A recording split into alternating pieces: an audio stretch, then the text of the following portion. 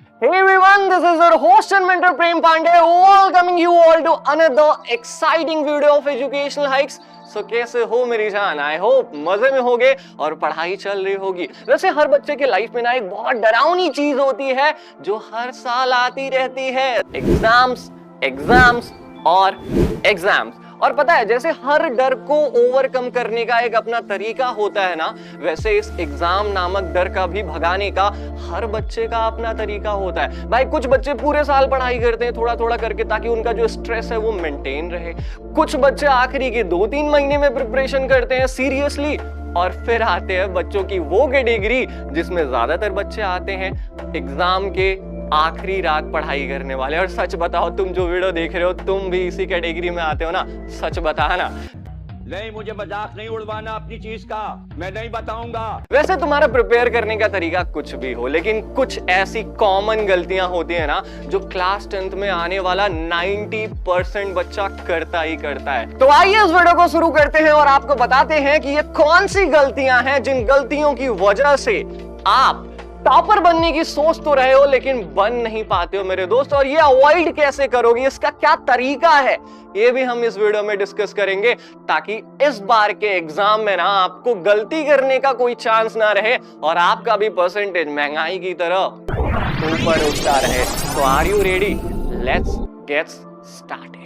पहली गलती जो क्लास 10th में आने वाला ना ऑलमोस्ट हर बच्चा करता है, not knowing everything about your exams. अच्छा, जस्ट से कि आप पहली बार दिल्ली गए हो और आपको वसंत विहार कॉलोनी जाना है, क्या बिना किसी से पूछे, बिना गूगल मैप का हेल्प लिए आप पहुंच जाओगे? क्या नहीं पहुंचोगे ना? एग्जैक्टली मैं भी तो यही कह रहा हूं मेरी जान। आप जो एग्जाम देने वाले हो, अगर उस एग्जाम का सिलेबस, उस एग्जाम के डिलीटेड टॉपिक्स कौन से हैं, उस एग्जाम का लेटेस्ट पेपर पैटर्न क्या है, उस एग्जाम के हैवी वेटेज टॉपिक्स क्या हैं, या कौन से टॉपिक से क्वेश्चन हर साल रिपीट होता है, अगर आपको यही नहीं पता है तो हाउ यू एक्सपेक्ट कि you can excel in your exam? नहीं करोगे ना। तो यार 4 चीजें जो आपको इस वीडियो के खत्म होते ही कहीं नोट डाउन करके अपने स्टडी रूम के दीवार पर चिपका लेना है। वो पहली चीज है latest paper pattern of every subject. दूसरी चीज कि भाई हर साल क्या होता है ना, सीबीएसई कुछ टॉपिक्स डिलीट कर देती है अपने सिलेबस से, तो आपको यह भी जान लेना है कि हर सब्जेक्ट में कौन से टॉपिक्स डिलीट हुए हैं, उन टॉपिक्स का कहीं पर नोट डाउन करके लिख लो। तीसरी चीज, हैवी वेटेज टॉपिक्स कौन से हैं, ये आपको सीबीएसई की ऑफिशियल वेबसाइट पर मिल जाएगी, cbseacademic.nic.in पर आपको ये पता चल जाएगा हर सब्जेक्ट में कौन सा टॉपिक ऐसा है जिससे ज्यादा नंबर के आते हैं। और चौथी चीज, आपको वो टॉपिक्स ढूंढ के रखने हैं जिनसे हर साल क्वेश्चंस रिपीट होते हैं। ये 4 चीजें कर लो ना, आपकी ये जो टेंशन रहती है ना यार कि मैं पढ़ाई कर रहा हूं, क्या सही डायरेक्शन में पढ़ाई कर रहा हूं, क्या यही एग्जाम में आएगा, ये सब सोचना बंद कर दोगे, क्योंकि तुम्हें पता रहेगा कि हाँ मैंने सारी चीजें रिसर्च करके रख ली हैं, अब मुझे पता है कि मुझे क्या पढ़ना है। पहली चीज हमेशा इंपॉर्टेंट होती है, अगर एग्जाम के बारे में जानोगे नहीं तो दोगे क्या मेरी जान? तो समझ गए ना पहली चीज क्या है, और ये गलती आपको बिल्कुल भी नहीं दोहरानी है। Before moving to next point, if you are thinking of buying any question banks or help books for your NCERTs, you can go with Class 10th EduCart Question Banks. अब देखो यार, किसी भी बुक को ना अमेजिंग बनाने के लिए 2 चीज काफी होती है। एक तो उसका थ्योरी पोर्शन कैसा दिया गया है, और दूसरा उसमें प्रैक्टिस क्वेश्चंस कैसे हैं। अगर इस बुक के थ्योरी पोर्शन की हम बात करें तो आपको इस बुक में ना science, math, English, social studies में चैप्टर वाइज इजी नोट्स मिल जाते हैं जो कि बहुत ही सिंपल लैंग्वेज में लिखे गए हैं। दूसरी चीज, आप साइंस और मैथ जैसे सब्जेक्ट को रियल लाइफ से रिलेट करके पढ़ सको, इसलिए इन बुक्स में आपको रियल लाइफ एग्जांपल्स भी मिल जाते हैं ताकि आपका नॉलेज केवल क्लास 10th तक लिमिट ना रहे, बल्कि आप अपने आप को बाहरी दुनिया से कनेक्ट करके पढ़ाई कर सके।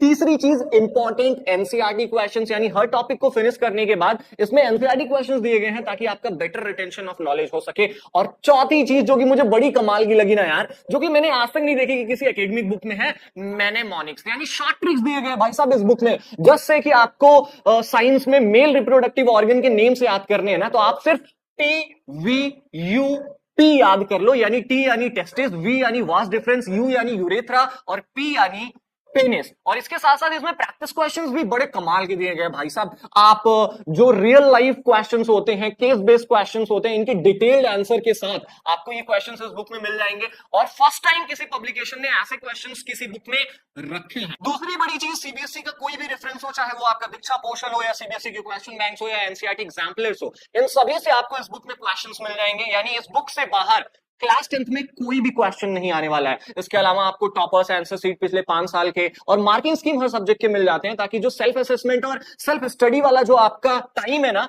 ये और ज्यादा प्रोडक्टिव बन सके and you can score 100% with this amazing Educart question banks. Links given in the description box to purchase, go for it. दूसरी चीज, प्रोक्रेस्टिनेशन या ओवर थिंकिंग कह लो तुम, मैं इसे ख्वाबों की दुनिया में भी रहना कहता हूं। आज जितने दुनिया में अल्कोहलिज्म और डिप्रेशन के शिकार नहीं है ना, उतने प्रोक्रेस्टिनेशन हैं। और ये डेटा कुछ इस तरीके से है ना, जब से हमारा इंटरनेट का एक्सपेंशन हुआ है पिछले 10 सालों में, ये संख्या 5% से बढ़कर 27% हो गई है। और एक सर्वे किया गया था जिसमें जो स्कूल जाने वाले बच्चे हैं उनसे पूछा गया कि भैया आप इतने पुअर क्यों हो पढ़ाई में, आपके नंबर इतने कम क्यों आते हैं ना। तो इसके पीछे उन्होंने ये कारण बताया कि मैं पढ़ते पढ़ते खो जाता हूं, मैं पढ़ते पढ़ते कुछ और सोचने लगता हूं, डिस्ट्रैक्शंस आ जाते हैं। बस इसी को कहते हैं प्रोक्रेस्टिनेशन। और पता है कारण क्या है? कारण यह है कि भाई साहब आप कंफर्ट जोन से बाहर ही नहीं आना चाहते हो। हमारा ब्रेन कुछ इस तरीके से काम करता है ना, जो हमें कंफर्टेबल लगता है, जो चीजें हमें अच्छी लगती है ना, हम उसे छोड़ना ही नहीं चाहते हैं। और इतिहास गवाह है कि कोई भी सक्सेसफुल आदमी कंफर्ट जोन में रहकर कभी भी सक्सेसफुल नहीं हुआ।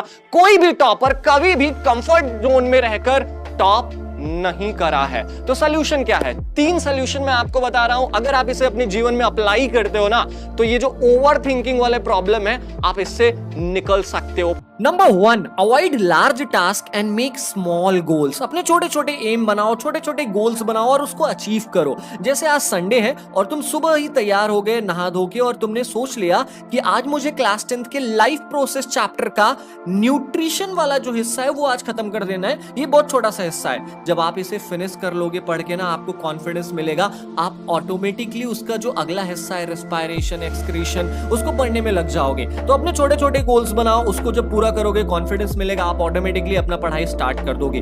दूसरी चीज, schedule your time and be dedicated. आपको क्या करना है ना यार, आपको ये डिसाइड करना पड़ेगा कि आपको पढ़ाई में कितने घंटे देने हैं। फॉर एग्जाम्पल 10th में हो, आइडियली आपको 4 घंटे पढ़ना चाहिए। 4 घंटे नहीं भी पढ़ रहे हो, मिनिमम 3 घंटे अगर आप सेल्फ स्टडी करते हो, यानी आधे घंटे, 40 मिनट, 50 मिनट एक एक सब्जेक्ट को दो।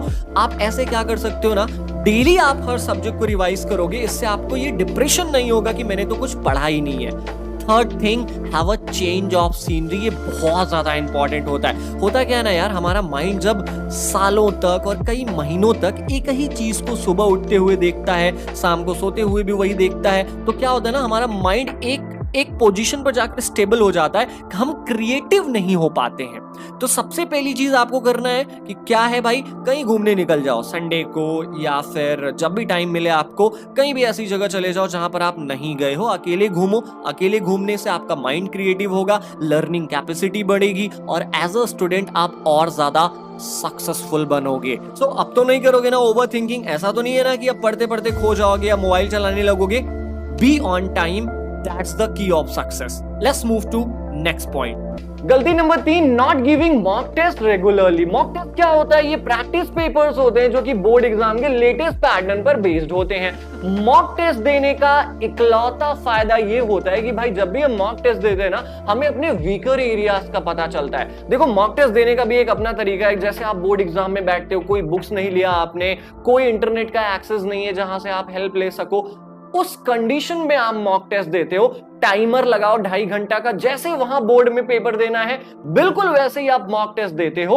और जब मॉक टेस्ट देते हो ना, फॉर एग्जांपल आप एक मॉक टेस्ट आप कंडक्ट कर रहे हो आज, और इस पेपर को करते टाइम आपको पता चला कि मेरी राइटिंग स्पीड थोड़ी कम है, मैं पेपर खत्म नहीं कर पा रहा हूं टाइमली, तो आपको इतना तो पता चला ना कि I need to improve my speed, I need to manage time more properly, ताकि बोर्ड एग्जाम में मैं समय से पहले फिनिश कर सकूं और मुझे रिवाइज करने का भी टाइम मिल जाए। तो आई विल सजेस्ट ना कि बोर्ड एग्जाम के पहले आप हर सब्जेक्ट के मॉक टेस्ट रेगुलरली दो, जिससे आपको पता चले कि आप कितने पानी में हो मेरे दोस्त। studytoday.com और learnpic.in ये कुछ ऐसी वेबसाइट्स है जहां पर आप हर सब्जेक्ट के मॉक टेस्ट बिल्कुल फ्री ऑफ कॉस्ट दे सकते हो। Got it?